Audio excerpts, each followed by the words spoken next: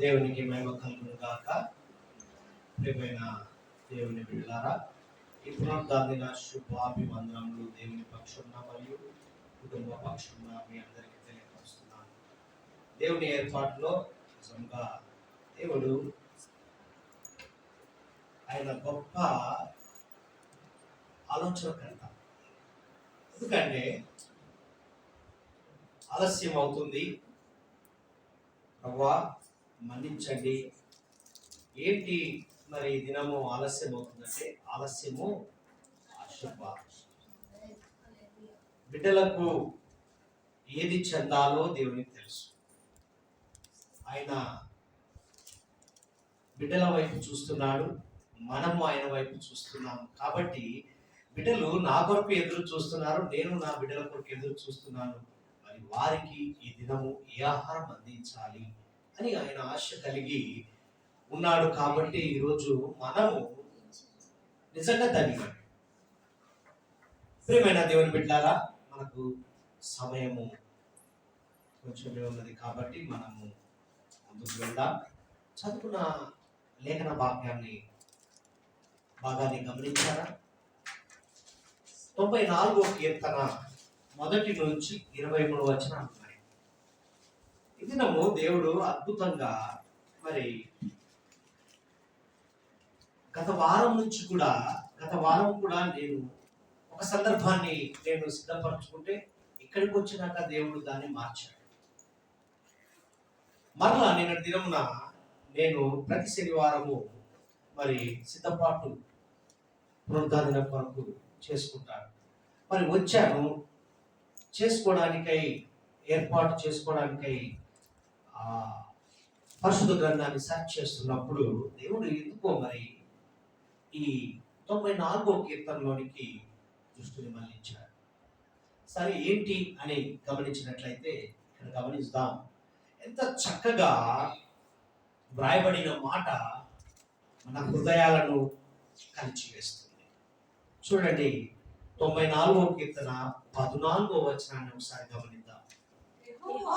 యెహోవా తన ప్రజలను ఎడబాయువాడు కాడు, తన స్వాస్థ్యమును విడనాడువాడు కాడు. దేవునికి మహిమ కలుగును గాక. ప్రియమైన దేవుని బిడ్డలారా, ఈ 23 వచనాలు ఆయా సందర్భాలను రుచి చూసిన సంఘటనలు ఉన్నాయి. 14వ వచనానికి వచ్చేసరికి తన ప్రేమను కుమ్మరిస్తున్నట్టుగా తన కాపుదల, తన సంరక్షణను మనకు బయలుపరుస్తున్నాడు.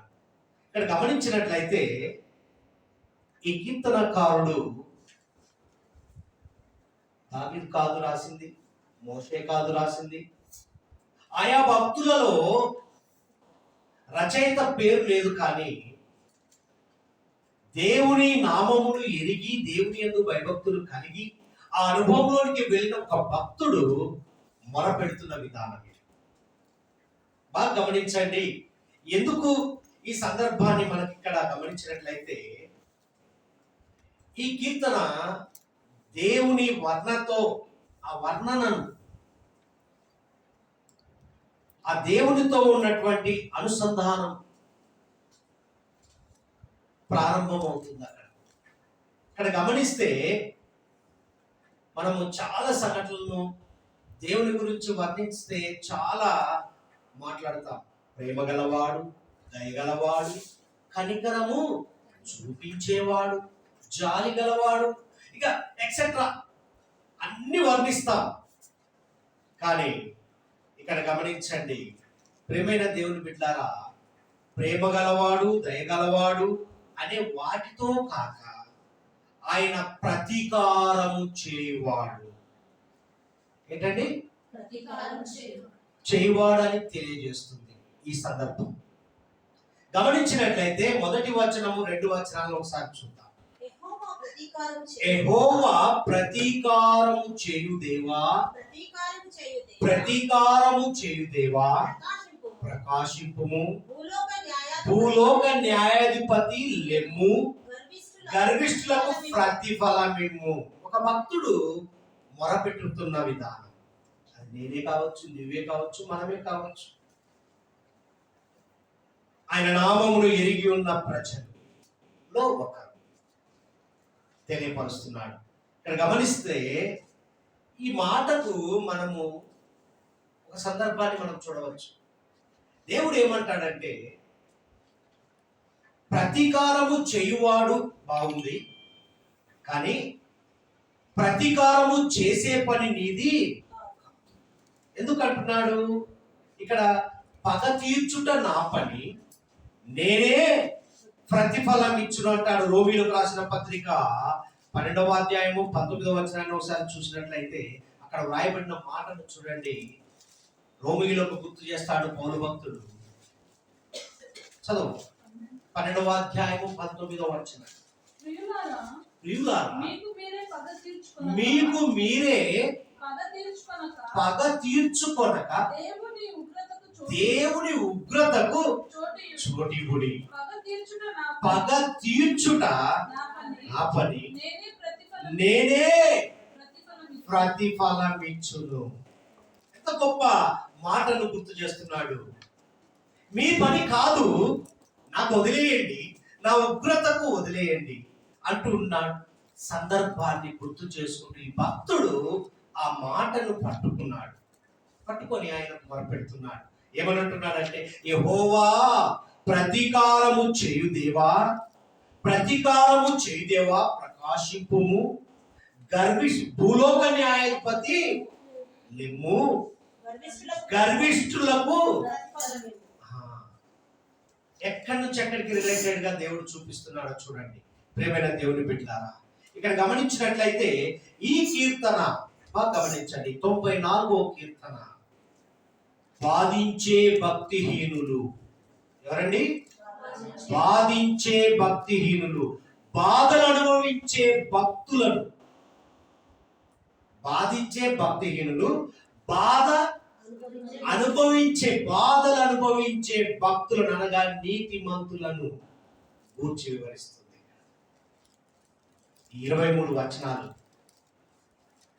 అధికారంలో ఉన్న దుర్మార్గులు, మన భాషలోనికి వెళ్తే అధికారంలో ఉన్నటువంటి దుర్మార్గులు పెట్టే బాధను భరిస్తున్న ప్రజలను చూస్తూ ఒక భక్తుడు వ్యక్తపరుస్తున్నాడు దేవునికి. మన భాషలో చూస్తే ఇక్కడ గమనించినట్లయితే 4 సందర్భాలు ఈ 94వ కీర్తనలో మనకు తెలియపరుస్తున్నాడు భక్తుడు. ఇది మనం నేర్చుకోవడానికి మనకు తెలియపరుస్తున్న సందర్భము.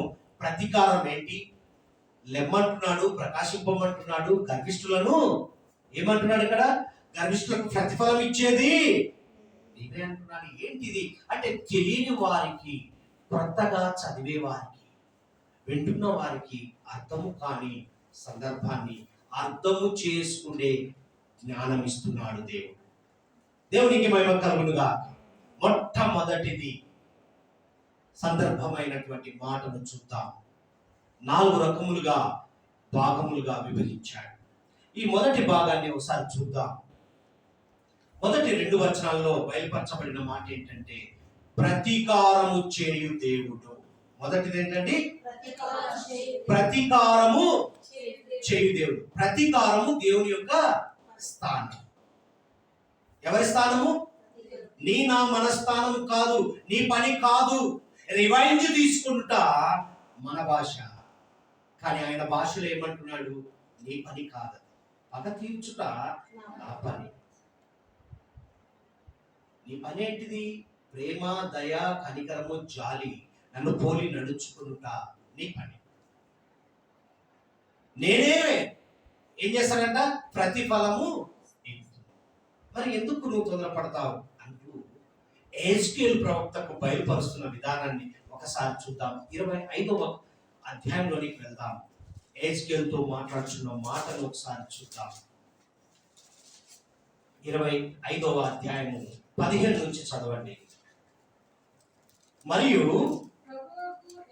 ప్రభువగు యెహోవా ఈ మాట సెలవిచ్చుచున్నాడు, ఫిలిష్తీయులు పగ తీర్చుకొనుచు నాశనము చేయొచ్చు మానని క్రోధము గలవారై తిరస్కారము చేయుచు పగ తీర్చుకొనుచున్నారు కనుక ప్రభు అయిన యెహోవా సెలవిచ్చునదేమనగా, ఫిలిష్తీయుల మీద నేను చెయ్యి చాపి కెరేతీయులను నిర్మూలము చేసెదను. సముద్ర తీరమున నివసించు శేషమును నశింపజేయుదును.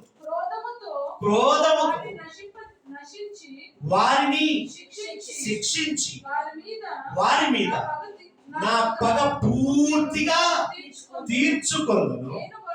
నేను వారి మీద నా పగ తీర్చుకొనగా నేను యెహోవానై ఉన్నానని వారు తెలుసు. హల్లెలూయా. అక్కడ అంతా గమనించినట్లయితే దేవుని స్థానాన్ని బయలుపరుస్తున్నాడు. నీ పని కాదది. ఏమంటున్నాడు అక్కడ? క్రోధముతో వారిని శిక్షించి వారి మీద నా పగ పూర్తిగా తీర్చుకుంది. మరలా ఏమంటున్నాడు? నేను వారి మీద నా పగ తీర్చుకొనగా నేను యెహోవానై ఉన్నానని వారు తెలుసుకుందురు. నీ శత్రువుకు నీ దేవుడేంటో తెలుసుకుంటాడు. నీతో నివసిస్తున్న దేవుడు, నీతో మమేకముగా జీవిస్తున్న దేవుణ్ణి నీ శత్రువు కనుగొంటాడు. ఎంత గొప్ప సందర్భాన్ని దేవుడు బయలుపరచాడు. ప్రియమైన దేవుని బిడ్డలారా, ప్రతీకారము చేయు దేవుడు ఎజ్కేలు ప్రవక్తకు బయలుపరుస్తున్న విధానాన్ని, దర్శనాన్ని ఇస్తూ ఫిలిష్తీయుల గురించి, వారు చేస్తున్న క్రమాన్ని గురించి వివరిస్తున్న విధానం ఇక్కడ గమనించినట్లయితే మన జీవితంలో కూడా జరుగుతున్న సంఘటనను నీవు ఆలోచించనక్కర్లేదు. చింత యావత్తు వేసినప్పుడే ప్రతిఫలము చూడగలవు. వేయకుండా నీవే కుమిలి నీలో మదనపడుతూ వాడిని పగ తీర్చలేవు, నీవు ఎదగలేవు, పొందలేవు. నీలో నీవే మానసిక క్షోభ అనుభవిస్తావు. దేవునికి వదిలేయి, పగ తీర్చుట నా పని. ఎప్పుడైనా అనుకున్నావా? నీ పగ చల్లారేంత వరకు పోరాడతావు. అది తీరకపోయేసరికి పుల్లి కృషించి నశించిపోతావు. ఎప్పుడైతే దేవునికి వదిలేసావో సంతోషంగా జీవిస్తావు.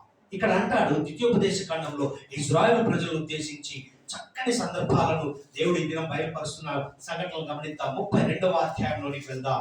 32వ అధ్యాయం 35వ వచనాన్ని ఒకసారి గమనించినట్లయితే, వారి కాలు జారు కాలమున పగ తీర్చుటయు ప్రతిఫలం ఇచ్చుటయు నావే. వారు వారి ఆపద్దినమును, చూడండి బాగా గమనించండి, పగ తీర్చుటయు ప్రతిఫలం ఇచ్చుటయు నావే. వారి ఆపద్దినమును సమీపించును. వారి గతి త్వరగా. ఎవరిది? శత్రువుది.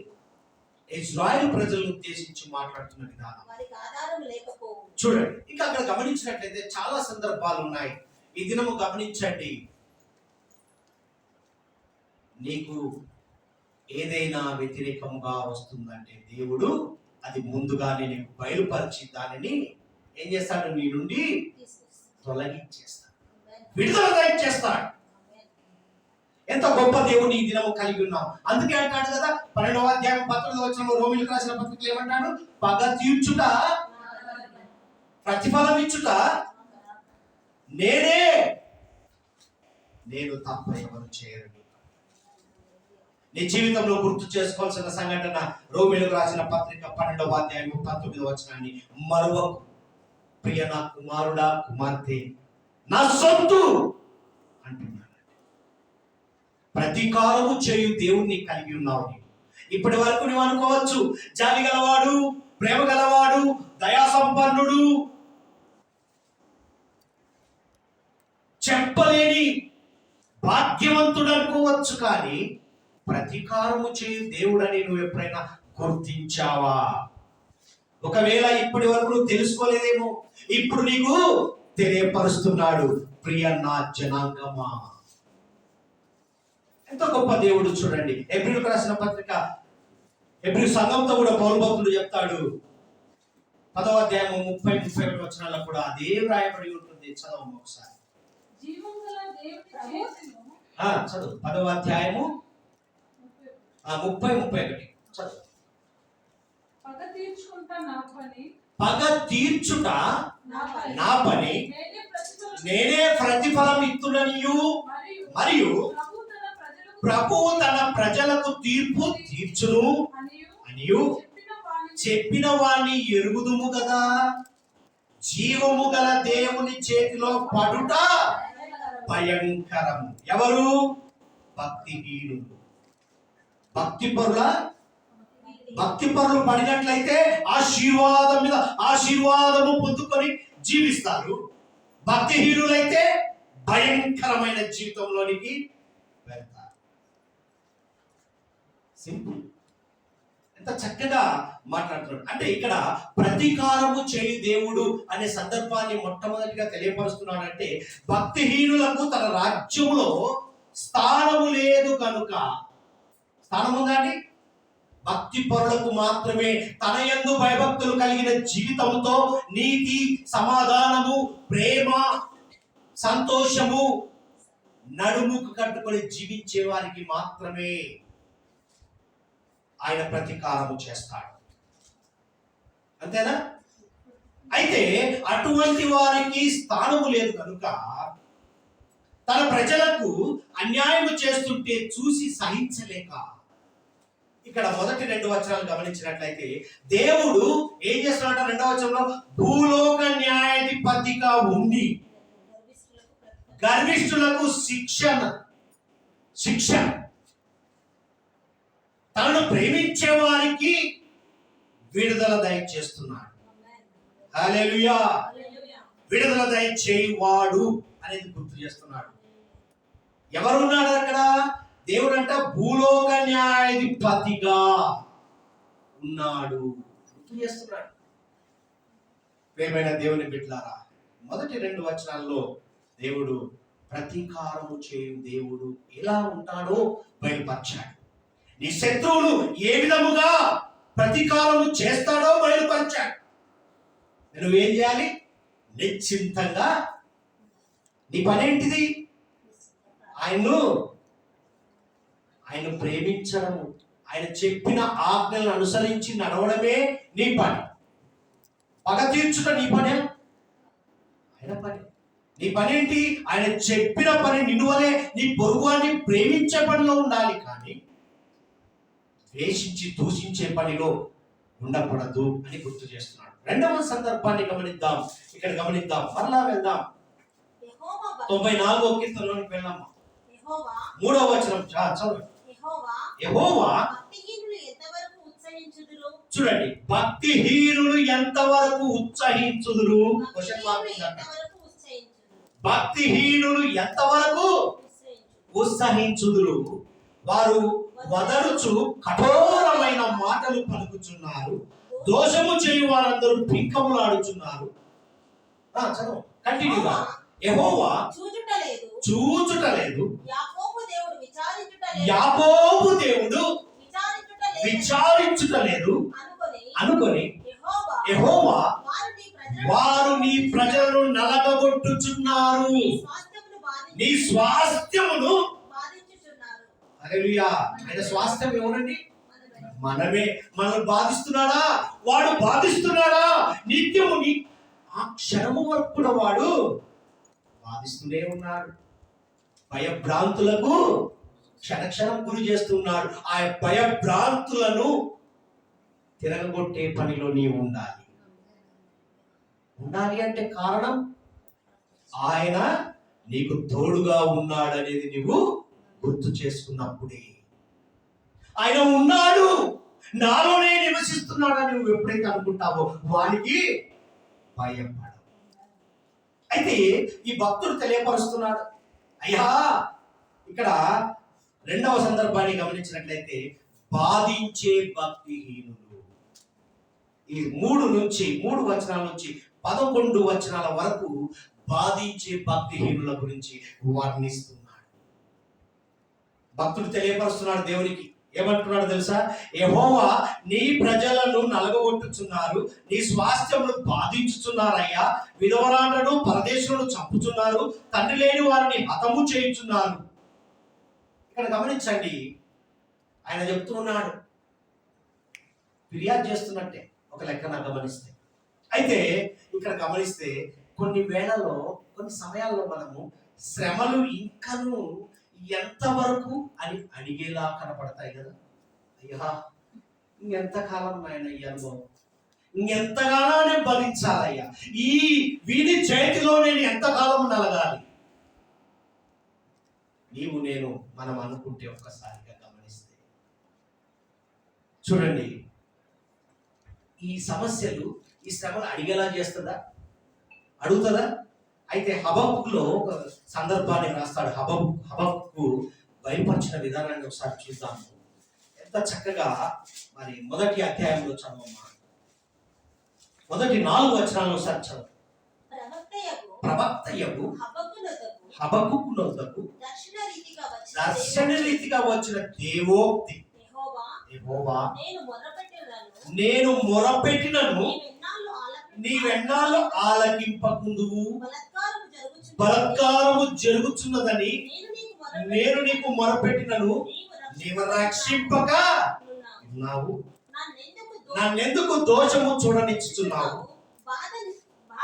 బాధ నీవేళ ఊరకే చూచుచున్నావు, ఎక్కడ చూచినను నాశనమును బలత్కారమును అగుపడుచున్నవి, జగడమును కలహమును రేగుచున్నవి. అందువలన ధర్మశాస్త్రము నిరర్థకమాయనే, న్యాయమును ఎన్నడూ జరగకుండా మారిపోయేను. భక్తిహీనులు వచ్చి నీతి పరులను చుట్టుకొందురు, న్యాయము చెడిపోవచ్చున్నది. హల్లెలూయా. చూసారా, ఎక్కడ న్యాయం లేదండి, అంతా మోసమే, లోకముట్టి పోగడే.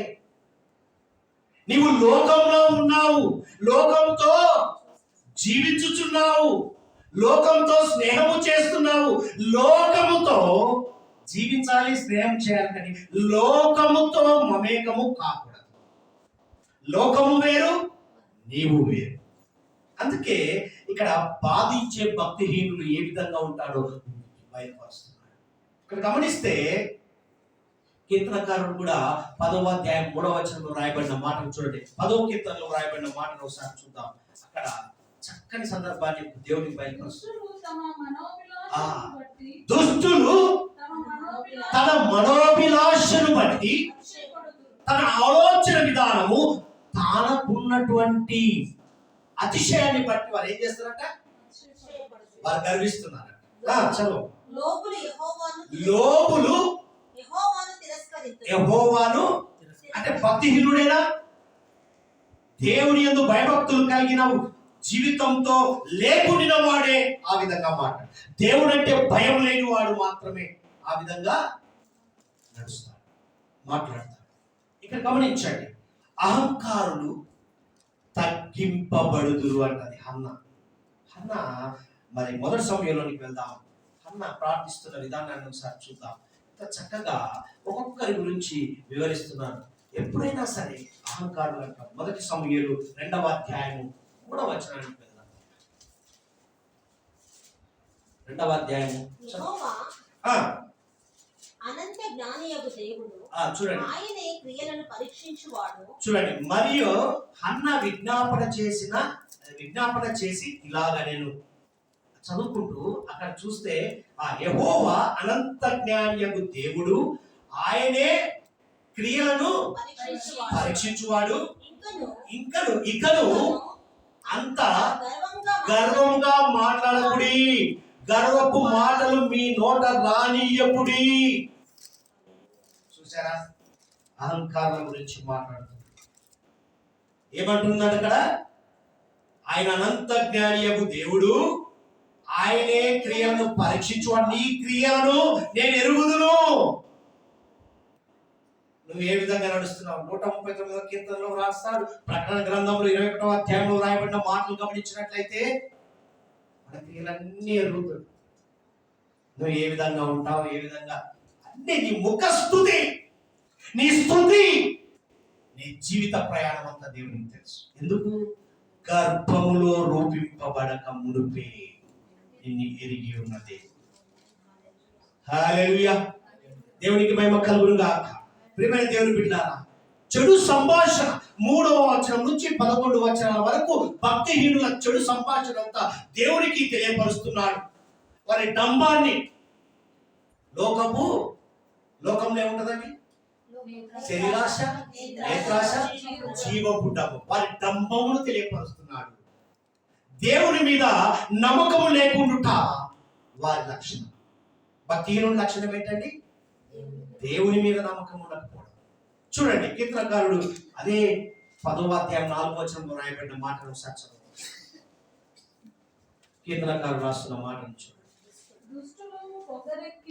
దుష్టులు పొగరెక్కి యెహోవా విచారణ చేయడము. చూసారా?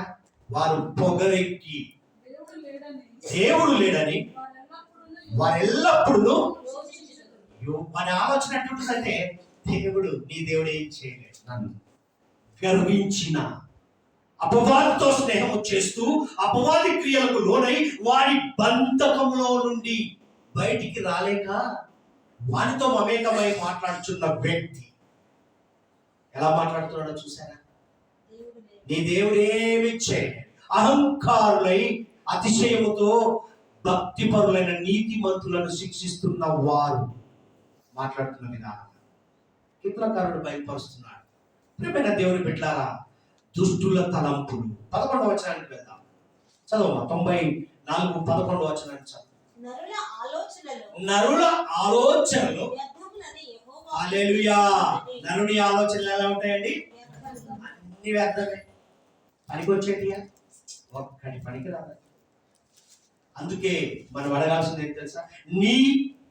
మన ఆలోచనలకు ఆయన ఆలోచనలు జోడు చేసుకోవాలి. మన తలంపులకు ఆయన తలంపులు, మన జ్ఞానములకు ఆయన జ్ఞానము.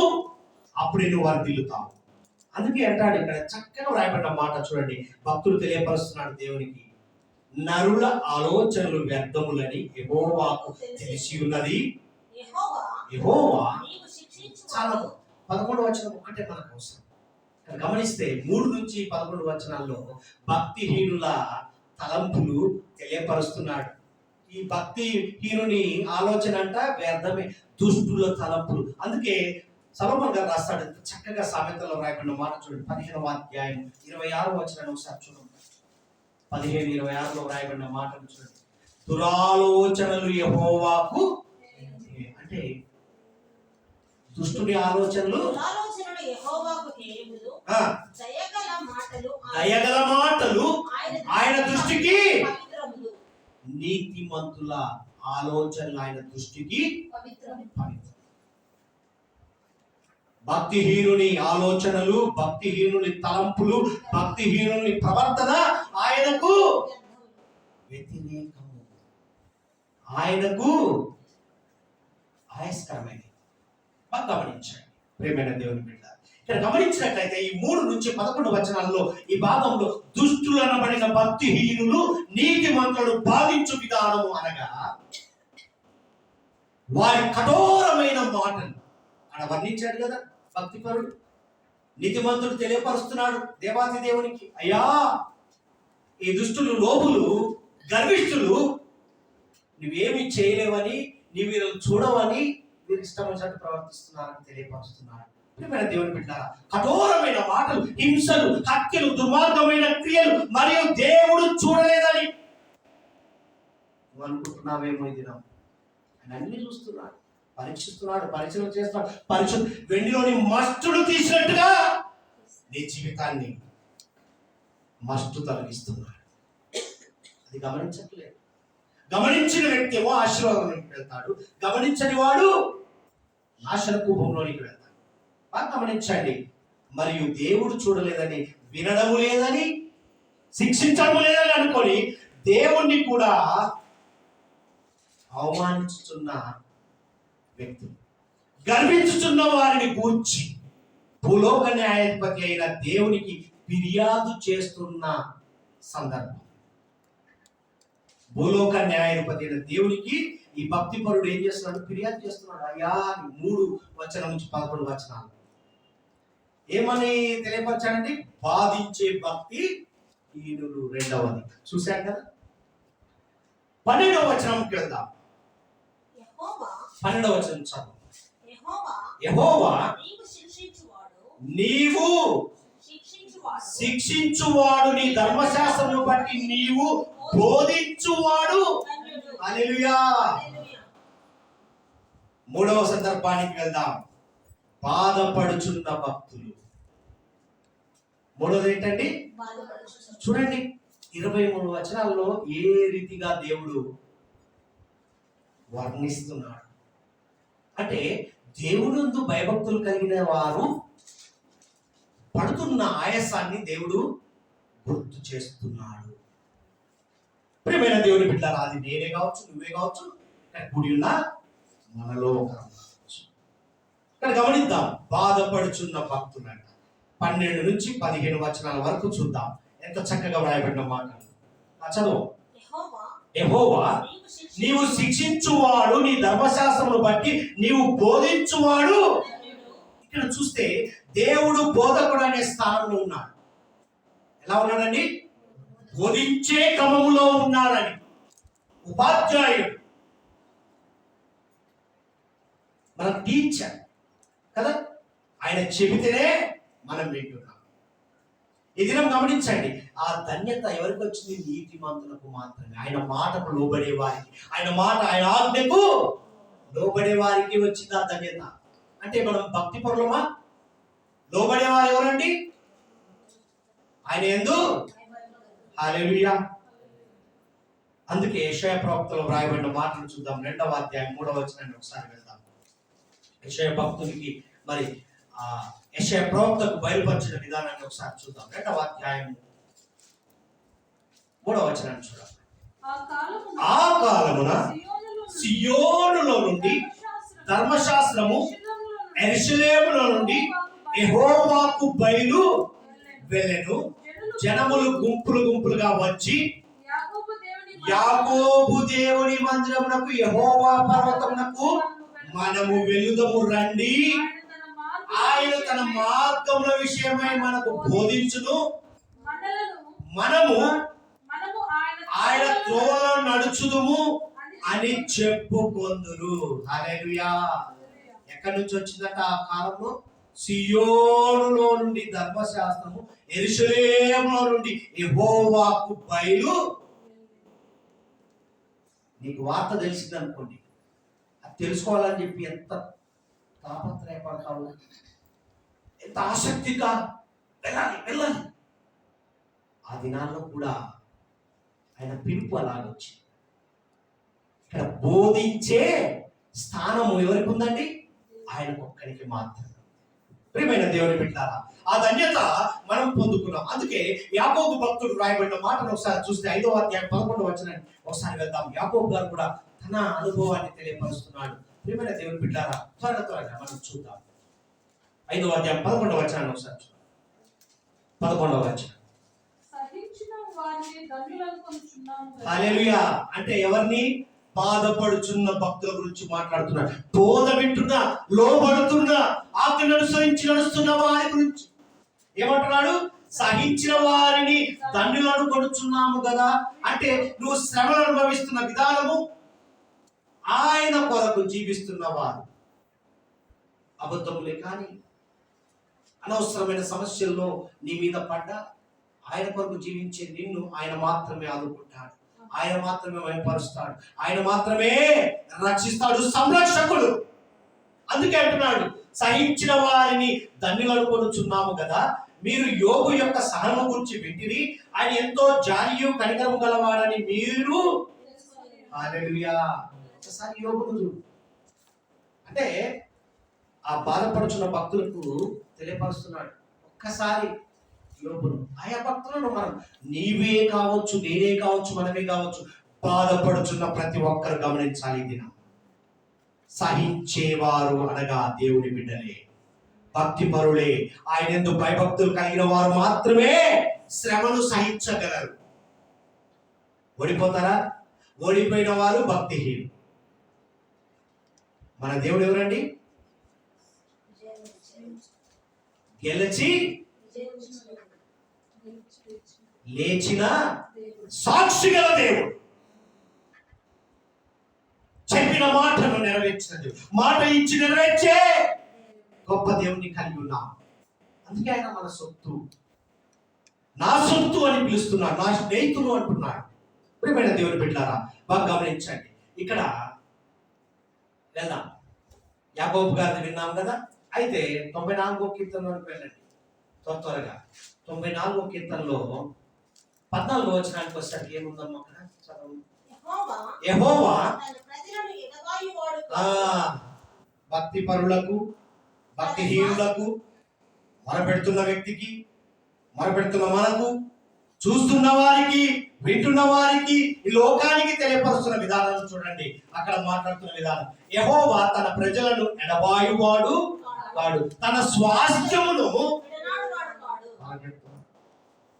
ఒరి మా దేవుడు.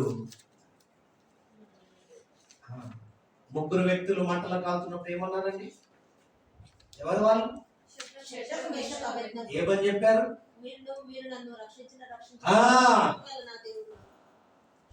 ఒకవేళ ప్రియమైన దేవుని బిడ్డ బాగా గమనించండి. ఇక్కడ సందర్భాన్ని చూస్తే ఇక్కడ దుష్టుని పతనం ఎంత భయంకరంగా ఉందో, అయినా సహించి జయించే వీరునిగా, వీరురాలిగా నిలబెట్టును గాక. ప్రియమైన దేవుని బిడ్డలారా, సామెతల గ్రంథంలో రాస్తాడు, మరి 11వ అధ్యాయము 5వ వచనంలో చూడండి, యథార్థవంతుల నీతి వారి మార్గమును సరళము, భక్తిహీనుడు తన భక్తిహీనత చేతనే ఎవరు దోకున్నా వారంట. యథార్థవంతుల నీతి వారి మార్గమును, నీ మార్గము యెహోవా, హల్లెలూయా, నీ మార్గాన్ని ఎరిగి ఉన్నాడు. అది తెలియక అటు ఇటు మనం ఏం చేస్తాం? తప్పటడుగులు వేస్తున్నాం. చిన్నపిల్లలు తప్పటడుగులు వేస్తుంటే ఎంత నవ్వుతామో కదా, ఎంత ఆనందిస్తామో. వాడు పెరుగుతున్న కొలది తప్పటడుగులు వేస్తే వీడు దరిద్రపు పుట్టుక పుట్టాడు, ఈ వెధవ, ఎక్సెట్రా ఎక్సెట్రా. చేసేది నువ్వే, నడిపించేది నువ్వే, తిట్టేది అదే. అప్పుడు ఆనందించావే, మరి నడుస్తున్న విధానంలో కూడా తప్పటడుగు వేయకూడదని నువ్వు నడిపే విధానం, మార్గము చూపించేది ఎవరు? తండ్రి. మార్గము చూపించేది ఎవరు? తల్లి. మరి ఆ మార్గాన్ని చూపించేటప్పుడు నువ్వు చెప్పినప్పుడే, వాడు విన్నప్పుడే బాగుంటాడు. నువ్వు చెప్పవు, వాడు వినడు, మరలా దూషించేది నీవే. కాబట్టి గమనించండి ప్రియ తల్లిదండ్రులారా, ఈ దినము నీ మార్గము సరళము చేయువాడు ఆయనే. ఎంత చక్కగా మాట్లాడతాడు. మరి ద్వితీయోపదేశకాండం 14వ అధ్యాయం 2వ వచనంలో కూడా వ్రాయబడిన మాటలు ఒకసారి చూద్దాం త్వరగా. మనకు ఎందుకు ఈ దినము దేవుడు ఈ అద్భుతాలు బయలుపరుస్తున్నాడు చూడండి. 14వ అధ్యాయం 2వ వచనంలో చూడండి, ఏలయనగా నీ దేవుడైన యెహోవాకు నీవు ప్రతిష్ఠిత జనము, మరియు యెహోవా భూమి మీద ఉన్న సమస్త జనములలో విశేషంగా తనకు స్వకీయ జనమగునట్లు నిన్ను అందుకే విడువడు. ప్రియమైన దేవుని బిడ్డలారా, ఈ దినాంశం ఏంటో తెలుసా? విడువని దేవుడు. హల్లెలూయా, విడువని. ఎంత గొప్ప దేవుని. అందుకే అంటున్నాడు, ఏమంటున్నాడు ఇక్కడ ద్వితీయోపదేశకాండంలో, ఏలయనగా నీ దేవుడైన యెహోవాకు నీవు ప్రతిష్ఠిత జనము, విడువని దేవుణ్ణి కలిగి ఉన్నావు. ఎవరండి నీ దేవుడు? అందరూ విడుస్తారు, అందరూ నన్ను. ఎవరు పట్టుకొని నడుస్తాడు? దేవునికి మహిమ కలుగును కాక. నిన్ను అందరూ విడవచ్చు, నీ దగ్గర ఉన్నప్పుడు మాత్రమే, లేనప్పుడు సహజమండి. నీ సూక్తులు, నీ ఆలోచనలు అన్ని అప్పటి వరకే. ఆయనది మాత్రం నిలకడగా ఉంటుంది, స్థిరముగా ఉంటుంది. ప్రియమైన దేవుని బిడ్డ, విడువని దేవుణ్ణి కలిగి ఉన్నావు. దేవునికి మహిమ కలుగును గాక. ప్రియమైన దేవుని బిడ్డలారా, బాధపడుచున్న భక్తులు ఈరోజు మనమే కావచ్చండి, వింటున్న వారమే కావచ్చు, చూస్తున్న వారమే కావచ్చు, ఈరోజు ఆయన సన్నిధానంలో గడుపుచున్న వారమే కావచ్చు. ఈరోజు నీతో నాతో మనతోనే సూటిగా మాట్లాడుతున్నాడు. ప్రియమైన దేవుని బిడ్డలారా, దేవుని జనము, దేవుని సొత్తుగా మనం ఉన్నాం కాబట్టి విడువను ఎడబాయను అంటున్నాడు. విడువని దేవుణ్ణి కలిగి ఉన్నాం.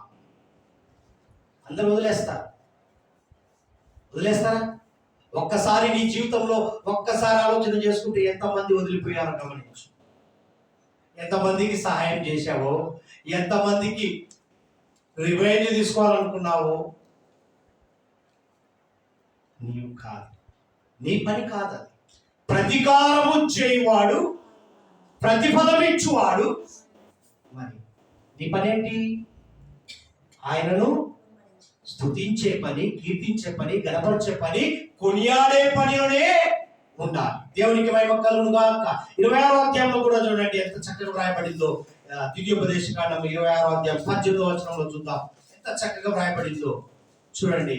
మరియు యెహోవా నీతో చెప్పినట్లు నీవే తన స్వకీయ జనమై నుండి తన ఆజ్ఞలన్నింటినీ గైకొందువనియు, తాను సృజించిన సమస్త జనముల కంటే నీకు కీర్తి ఘనత పేరు కలుగునట్లు నిన్ను హెచ్చించుదునని ఆయన సెలవిచ్చినట్లు నీవు నీ దేవుడైన యెహోవాకు ప్రతిష్ఠిత జనమయ్యుందువని యెహోవా ఈ దినమే ఈ గొప్ప సదవకాశము పొందుకుందు కాక. ప్రియమైన దేవుని బిడ్డారా, ఎంత ధైర్యపరిచే మాటలు ఇస్తున్నాడు. విడువని దేవుడు.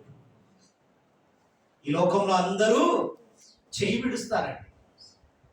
భర్త భార్యను, భార్య భర్తను, తల్లిదండ్రులు, పిల్లలు అందరు. కానీ చివరకు ఆయన మాత్రమే నీకు తోడుగా ఉంటాడు. ఆయన మాత్రమే. తెలుసుకో ప్రియ సహోదరి, సహోదరుడు, సకల జనులలో నిన్ను హెచ్చింపబడిన వారి జాబితాలో ఉంచునుగాక. నీవు వేరు, నీతో జీవిస్తున్న వారు వేరు. గమనించావు ఎప్పుడన్నా? గ్రేట్. ఆ మాట ఉట్టిది కాదండి, దేవుడిస్తున్న ఆశీర్వాదం. ఎవరిస్తున్నది? ప్రియమైన దేవుని బిడ్డలారా, 15వ వచనానికి వచ్చేసరికి చదువు మాట 15:94-15 ఏమంటున్నాడు? చాలా త్వరగా. నీతిని స్థాపించుటకై న్యాయము తీర్పు జరుగును, యథార్థ హృదయులందరూ దానిని, యథార్థ హృదయులు మాత్రమే దాన్ని అనుసరిస్తారంట. అంటే ఇక్కడ న్యాయము, యథార్థత మన జీవితంలో జరుగుతాయని దేవుడు బయలుపరుస్తున్నాడు. ద్వితీయోపదేశకాండం 32వ అధ్యాయం 4వ వచనంలో వ్రాయబడి ఉంటుంది. చూడండి, అక్కడ వ్రాయబడిన మాటను ఒకసారి చూద్దాం. ఎంత చక్కగా 32:4వ వచనంలో చూడమ్మా. ఆయన ఆశ్రయదుర్గముగా ఉన్నాడు, ఆయన కార్యము సంపూర్ణము, ఆయన చర్యలన్నీ న్యాయములు, ఆయన నిర్దోషమైన నమ్ముకొనదగిన దేవుడు, ఆయన నీతిపరుడు, యథార్థ ఆయన కలిగి ఉన్నాము. కాబట్టి మన జీవితంలో న్యాయం ఉంటుంది, యథార్థత ఉంటుంది. ఎప్పుడు ఆయన యందు భయభక్తులు కలిగి నడిచి ఆయన మార్గంలో వెళ్ళినప్పుడు మాత్రమే. ఆయన మార్గము సరళము చేయబడుతుందండి. నీ మార్గము వంకర త్రోవ, నీ ఆలోచనలు వ్యర్థం, తుచ్చమైనవి. ఇప్పుడు గమనించావా?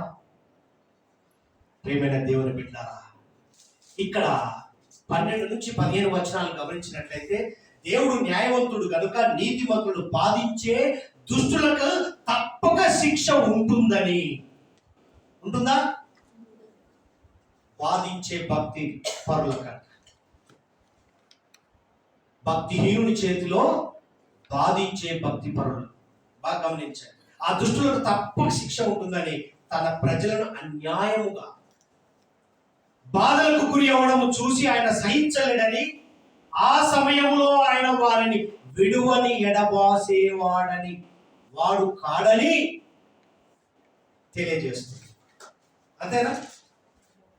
15 వచనాల్లో న్యాయము యథార్థతను బయలుపరిచాడు.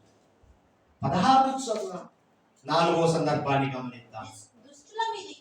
దుష్టుల మీదికి నా పక్షమున ఎవడు లేచును. చూడండి, అన్ని క్వశ్చన్ మార్క్ కనపడుతున్నాయి, గమనించారో లేదు? నా పక్షమున దోషము చేయు వారికి విరోధముగా నా పక్షమున ఎవడు నిలచును. హల్లెలూయా. ఇక్కడ గమనించండి, 16 నుంచి 23 వచనాల్లో సందర్భాన్ని పెట్టాడు. భక్తిహీనులకు శిక్ష, భక్తులకు ఆదరణ. ఎవరికండి? భక్తిహీనులకేమో శిక్ష, భక్తులకేమో ఆదరణ కలిగిన దేవుడున్నాడని, విడువని దేవుడున్నాడని గుర్తు చేస్తున్నాడు.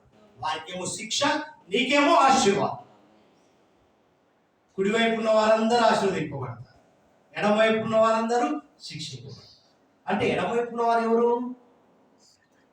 ఎవరండి? భక్తిహీనులు. భక్తి పరుల గుంపులేమో కలకలలాడుతుంది, భక్తిహీనుల గుంపులేమో వారి అతిశయం వారికి ఏమైపోయింది? లోనైపోయి గర్వంతో నాశనానికి నడుస్తున్నారు. ప్రియమైన దేవుని బిడ్డలారా, ఇక్కడ గమనించండి, కీర్తనకారుడు 94వ కీర్తనలో వ్రాయబడిన మాటను గమనించినట్లయితే 16 నుంచి 23 వచనాల్లో ఇక్కడ ఆయన అనుసరించు వారికి గొప్ప ఆశీర్వాదం హోషేయ భక్తుడు రాస్తాడు. చూడండి, హోషేయకి వెళ్దాం. హోషేయలో 6వ అధ్యాయంలోనికి వెళ్దాం. ఎంత చక్కగా వ్రాయబడిన మాటలు చూద్దాం. 6వ అధ్యాయము 3వ వచనాన్ని చూద్దాం. యెహోవాను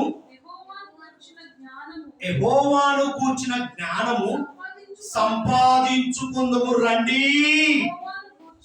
యెహోవాను కూర్చిన జ్ఞానము సంపాదించుకొనుటకు ఆయన అనుసరించుదము రండి. ఉదయము తప్పక వచ్చు రీతిని ఆయన ఉదయించును, వర్షము వలె ఆయన మన యొద్దకు వచ్చును. భూమిని తడుపునట్టి తొలకరి వర్షము కడవరి వర్షంలే ఆయన మన యొద్దకు రండి. రండి, మన వివాదమును. ప్రియమైన దేవుని బిడ్డలారా, ఎవరు చెప్తున్నాడు? భక్తిహీనులకు చెప్తున్నాడు, భక్తి పరులకు కూడా చెప్తున్నాడు. నువ్వు నేను అయిపోయిందిలే అనుకుంటున్నావేమో, నువ్వు కూడా రోజు పదులు పెట్టేవారిగా ఉండాలి. మనం ఏం చేస్తాం? చాకులు అది తేజుకున్నా ఇంకా దాన్ని అంటే దానికి తెలియదా? అది అలవాటు. మరి నీ అలవాటు ఏంటి? ఉదయాన్నే నీ అలవాటు ఏంటి? టీ తాగకపోతే ఎక్సెప్ట్ మన జీవితాన్ని బాగుంది, మైండ్ పనిచేయదు. మరి దేవుని విషయానికి వస్తే, ప్రియమైన దేవుని బిడ్డలారా, రండి అంటున్నాడు. ఇక్కడ గమనిస్తే మరి దుష్ట ప్రవర్తన కలిగిన వారి గురించి కీర్తనకారుడు మాట్లాడతాడు. చూడండి, 119 కీర్తనలకు వెళ్దాం. 4వ సందర్భాన్ని దేవుడు బయలుపరుస్తున్న విధానాన్ని చూద్దాం. 119 15వ వచనాన్ని ఒకసారి చూద్దాం. 115 రాయబడిన మాటను చూద్దాం. 115వ వచనం, నేను నా దేవుని ఆజ్ఞలను అనుసరించెదను, దుష్క్రియలు చేయవాలరా నా యొద్ద నుండి, దుష్ట ఆలోచనలు దుష్ట సాంగత్యము చేయవాలరా నా యొద్ద నుండి. చక్కగా వర్ణిస్తున్నాడు. 7వ అధ్యాయంలోకి వెళ్దాం. కీర్తనకారుడు 7వ అధ్యాయంలో 12 నుంచి చదవమ్మ. ఎంత చక్కగా వ్రాయబడిన మాటలు చదువు. ఒకడును 7వ అధ్యాయం, ఒకడును మల్లని ఎడల ఆయన తన ఖడ్గమును పదును. బాగా గమనించండి, ఓ భక్తిహీనులకు శిక్ష ఏ విధంగా ఉంటుందంట? ఏమంటున్నాడు ఇక్కడ? ఒకడును మల్లని ఎడల ఆయన తన ఖడ్గము పదును పెట్టును, తన విల్లును ఎక్కుపెట్టి దాన్ని సిద్ధపరిచి ఉన్నాడు. ఓ భక్తిహీనుడా, భక్తిపరుడు కూడా ఆలోచించాలి. నాకు లేదు వాడికి, నువ్వు కూడా జాగ్రత్త. పదును ఉంది కానీ ఏం చేయాలి? ఆకురాయి పెట్టి వాడు ఏం చేస్తాడు? మటన్ షాప్ పోయినా, చికెన్ షాప్ పోయినా కయ్య అంటుంటాడు. ఆ విధంగా నీ జీవితం కూడా పదును పెట్టుకో. నాకేం లేదు, నేను ఆల్వేస్ రైట్ అనుకుంటున్నావేమో, జాగ్రత్త. ఆ ఆల్వేస్లే దాగి ఉంటుందండి మత్సరము, విభేదం. అది తొలగిపోవును గాక. ప్రియమైన దేవుని బిడ్డలారా, చదువు ఎంత చక్కగా వ్రాయబడిన. ఒకడును మల్లని ఎడల ఆయన తన ఖడ్గమును పదును పెట్టును, తన విల్లును ఎక్కువ పెట్టి దాన్ని సిద్ధపరిచి ఉన్నాడు. వాని కొరకు మరణ సాధనమును సిద్ధపరిచి ఉన్నాడు. తన అంబులను అట్టి బాణములుగా పాపమును కనుటకు వాడు ప్రసవ వేదన పడుచున్నాడు. చేటును గర్భమును ధరించిన వాడై అబద్ధమును కలిగి ఉన్నాడు. భక్తిహీనుని గురించి వ్రాయబడిన మాట. ప్రియమైన దేవుని బిడ్డలారా, ఎంత చక్కగా. మరి 17వ వచనానికి వచ్చేసరికి వాడు గుంట త్రవ్వి దానిని లోతు చేసి ఉన్నాడు, తాను తవ్విన గుంటలో తానే పడిపోయాడు. హల్లెలూయా. ఇక్కడ గమనించండి, దుష్టుని గురించి మాట్లాడుతున్నాడు. ఇక్కడ భక్తిపరుడేమో దేవుడే సహాయకుడు అని మాట్లాడుతున్నాడు. 18వ వచనానికి వచ్చేసరికి చదవమా. 18వ వచనానికి 94. నా కాలు జారనని నేను అనుకొనగా యెహోవా నీ కృప నన్ను బలపరచుచున్నది. నా అంతరంగమందు విచారములు హెచ్చగా నీ గొప్ప ఆదరణ నా ప్రాణమునకు. హల్లెలూయా. వారి చేతిలో నలిగి ఉండి సహించిన వారు మాట్లాడుతున్న సందర్భానికి ఆయన ఒక్కడే ఆదరణ. అంటే దేవుడే సహాయం చేసే ఆదరణకర్త. అందుకే 109వ కీర్తనలో వ్రాయబడిన మాటను చూడండి. 20-21 వచనాల్లో చూసినట్లయితే ఎంత చక్కగా వ్రాయబడిన మాట చూడండి. 20-21 వచనాలు. నా విరోధులకు, నా ప్రాణములకు విరోధముగా మాట్లాడు వారికి ఇదే యెహోవా వలన కలుగు ప్రతీకారము. ఏ ప్రతీకారం అండి? యెహోవా ప్రభువా, నీ నామమును బట్టి నాకు సహాయము చేయము. నీ కృప ఉత్తమమైనది గనుక నన్ను వాని చేతిలో నుండి హల్లెలూయా విడువను ఎడబాయని. ఎవరండి నీ దేవుడు? హల్లెలూయా. దేవునికి మహిమ కలుగును గాక. 22వ వచనానికి వచ్చేసరికి ఏం రాయబడిందో చూడమ్మా. 94:22. యెహోవా నాకు ఎత్తైన కోట. హల్లెలూయా. యెహోవా నాకు ఎత్తైన కోట, నా దేవుడు ఆశ్రయదుర్గము. ఆయన వారి దోషము వారి మీద రప్పించును, వారి చెడుతనమును బట్టి. హల్లెలూయా. దేవునికి మహిమ కలుగును గాక. 22వ వచనానికి వచ్చేసరికి ఆయన కోటగా, దుర్గముగా ఉన్నాడు. ఆ కోట, దుర్గం గురించి మనకు సమయం లేదు, కానీ మీరు రెఫరెన్స్ రాసుకోండి. ఎంత చక్కగా 18వ కీర్తన 2వ వచనంలో రాయబడి ఉంటుంది. 31వ కీర్తన 3వ వచనంలో రాయబడి ఉంటుంది. 71వ కీర్తన 3వ వచనంలో రాయబడి ఉంటుంది. నా కోట, నా ఆశ్రయ దుర్గము నీవే అంటాడు దావీదు కీర్తన. నా బలం యెహోవా, నా శైలమా, నా కోట, నన్ను రక్షించు, నా కేడము, నా రక్షణ శృంగ దుర్గము, నా ఉన్నత దుర్గమా. హల్లెలూయా. ఎంత వర్ణిస్తాడంటే ఇక్కడ గమనించండి. 23వ వచనానికి, చివరి వచనానికి వచ్చేసరికి ఏమంటాడో చూడండి. ఆయన వారి దోషము వారి మీదికి. హల్లెలూయా. వారి చెడుతనమును బట్టి వారిని. దేవునికి మహిమ కలుగును గాక. దుర్మార్గులు తమ కాలము ముగింపుకు ముందే కోయబడుదురు, అనుభవిస్తారంట. వారి కాలము ముగింపక మునిపి అంటే వాడు చనిపోయే లోపే, మనం అంటగా వీడు దచ్చలోపు వాడు అనుభవిస్తాడండి. వాడు చేసిన దానికి నీ మాటలే. ఏమంటున్నాడు ఇక్కడ? దుర్మార్గులు తమ కాలము ముగింపుకు ముందే కోయబడుదురు. హల్లెలూయా. ఎంత చక్కని మాట. అందుకే యోబు గ్రంథంలో రాయబడి ఉంటుందండి. 22వ అధ్యాయం 16వ వచనం చూడండి. దుర్మార్గుల గురించి రాయబడి యోబు గారు తన జీవితంలో మరి అనుభవించిన విధానము అది అక్కడ రాయబడిన మాటను ఒకసారి చూద్దాం. చివరిగా త్వరగా 22వ అధ్యాయం 16వ వచనాన్ని చూద్దాం. వారు అకాలముగా ఒక నిమిషంలో నిర్మూలమైంది. హల్లెలూయా. దుర్మార్గులు ఎట్లా అవుతారట? అకాలముగా వారు అకాలముగా ఒక నిమిషంలో నిర్మూలమైరి, వారి పునాదులు జలప్రవాహం వలె కొట్టుకొని. హల్లెలూయా. వారికి ఎట్లా ఉంటుందంట? దేవుని ఉగ్రత ఎలా ఉంటుంది? దేవుని ప్రతీకారం ఎలా ఉంటుందండి? ఒక క్షణమే. అందుకే మనం ఎలా ఉండాలి? పదును పెట్టేవారిగా ఉండాలి. మన జీవితం ఎలా ఉండాలి? ఎప్పుడు కూడా ఆయన ఆజ్ఞ అనుసరించే వారిగా మనం ఉండాలి. భక్తి పరులుగా, నీతిమంతులుగా మన మీద ముద్ర వేశాడు కాబట్టి. భక్తి హీనుడి మీద ఏ విధంగా ఉంటుందో శిక్ష బయలుపరిచాడు కదా కీర్తనకారుడు. 37వ కీర్తనలో 22వ వచనం ఒకసారి చూద్దాం. చాలా సందర్భం ఉంది ఇక్కడ. 37వ కీర్తనలోనికి వెళ్ళండి. 22వ వచనం చూడండి త్వరగా. యెహోవా ఆశీర్వాదము నొందదగిన వాడు భూమిని స్వతంత్రించుకొందురు, ఆయన శపించిన వారు. యెహోవా ఆశీర్వాదము నొందిన వారంట ఎవరు? భక్తి పరులు, నీతి పరులు. మరలా ఆయన శపించిన వారు ఎవరు? భక్తిహీనులు. మరి ఏమైతారంట? దేవునికి మహిమ కలుగును గాక. 38వ వచనానికి వచ్చేసరికి రాయబడిన మాట చూడండి. ఒక్కడైనను నిలవకుండా అపరాధులు, భక్తిహీనుల సంతతి, వారి సంతతి ఒక్కరు కూడా ఉన్నారంట. దేవునికి మహిమ కలుగును గాక. చివరిగా యెషయా ప్రవక్త రాస్తున్న మాటను ఒకసారి చూద్దాం. 40వ అధ్యాయం 24వ వచనాన్ని ఒకసారి చూద్దాం.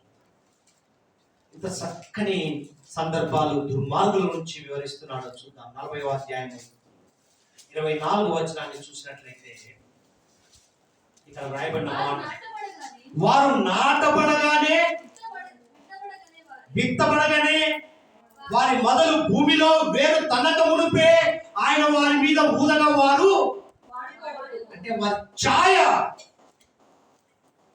పుట్టగతులు ఉండవంటాం కదా, అటువంటి స్థితి. చాలా దేవునికి మహిమ కలుగును గాక. డాక్టర్ సలోమన్ గారు రాస్తారు. చివరిగా సామెతల గ్రంథం 10వ అధ్యాయంలోకి వెళ్ళండి. అక్కడ రాయబడిన మాట చూడమ్మా. 27వ వచనం నుంచి సామెతలు 10వ అధ్యాయం 27 నుంచి చదువు. ఎంత చక్కని సందర్భం ఉందో. యెహోవా యందు భయభక్తులు కలిగి ఉండుట దీర్ఘాయువునకు.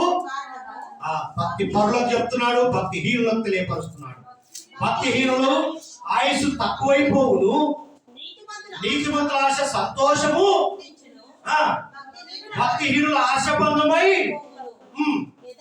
యథార్థవంతునికి యెహోవా ఏర్పాటు ఆశ్రయ నా కోట ఉంటదంట.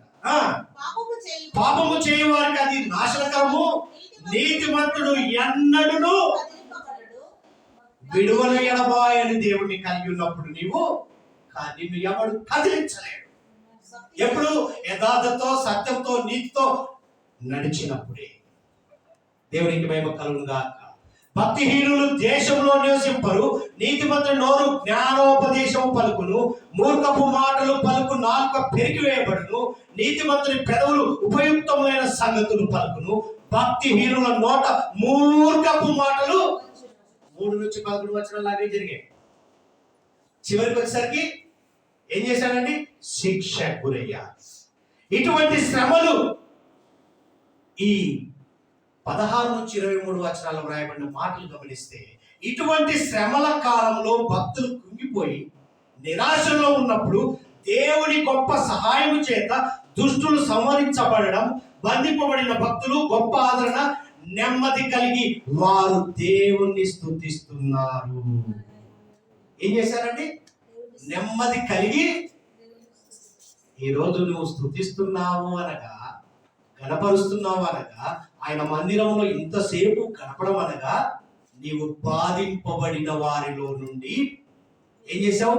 విడుదల పొందుకొని నా దేవుడు విడువని దేవుడు అని తెలుసుకొని ఆయన ఏం చేస్తున్నావు? స్తుతిస్తున్నావు. దేవునికి మహిమ కలుగునుగా. విడువని దేవుణ్ణి కలిగి ఉన్నావు. ఎవరిని కలిగి ఉన్నావు? విడిచిన వారిని వదిలిపెట్టి వచ్చావా? వదిలిపెట్టావా? అంటే ఎవరు? లోకం, నేత్రాశ, జీవపు డంబము, శరీరాశ. ఎప్పుడైతే వాటిని వదులుకుంటావో అప్పుడే ఈ అనుగుణాలు కలిగి ఉంటావు. ఈరోజు అడుగుతున్నాడు, నీవు నీ కష్ట సమయంలో గమనించండి ప్రియ సహోదరి సహోదరుడా, ఆయన సొత్తుగా, ఆయన జనముగా పిలువబడ్డ మనం గమనించాల్సిన విషయం, నువ్వు నీ కష్ట సమయంలో నిరాశ చెందుతున్నావా? క్వశ్చన్ మార్క్ అడుగుతున్నాడు. ఇప్పటి వరకు మాకు ఎన్నో మనం చూసిన వచనాల్లో క్వశ్చన్ మార్కులు కనపడ్డాయి కదా. ఇప్పుడు మనకు కూడా క్వశ్చన్ మార్క్ వేస్తున్నాడు. నీ కష్ట సమయాల్లో నిరాశ చెందుతున్నావా? ఎస్ అంటాం. అవునయ్యా, అబ్బో చెప్తే సమయం సరిపోదు. అలాంటి నిరాశ, విడువని ఎడబాయని దేవుడు నీకు తోడై ఉన్నాడని గుర్తించుచున్నావా? ఈ దినం ఎప్పుడైనా గుర్తించావా? విడువను ఎడబాయని దేవుని కలిగి ఉన్నావని ఎప్పుడైనా గుర్తిస్తే నీ జీవితంలో నిరాశే ఉండదు.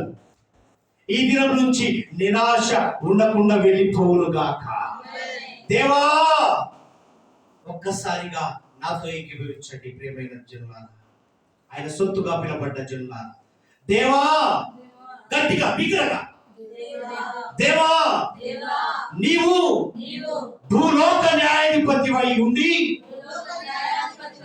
నాకు న్యాయము జరిగిస్తావని నమ్ముచున్నానయ్యా.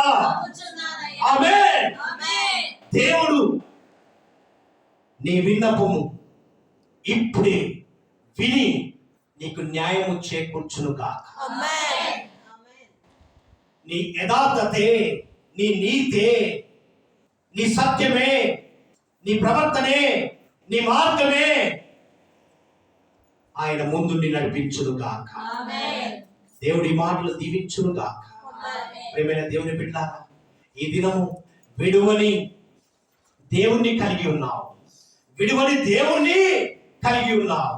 అందుకే ప్రతికారము చేయు దేవుడు, బాధించే భక్తిహీనులు, మరలా బాధపడుచున్న భక్తులను, భక్తిహీనులకు శిక్ష, భక్తులకు ఆదరణ తెలియపరిచిన దేవుణ్ణి కలిగి ఉన్నావు. అందుకే ఆయన అంటాడు, నన్ను జ్ఞాపకం చేసుకో.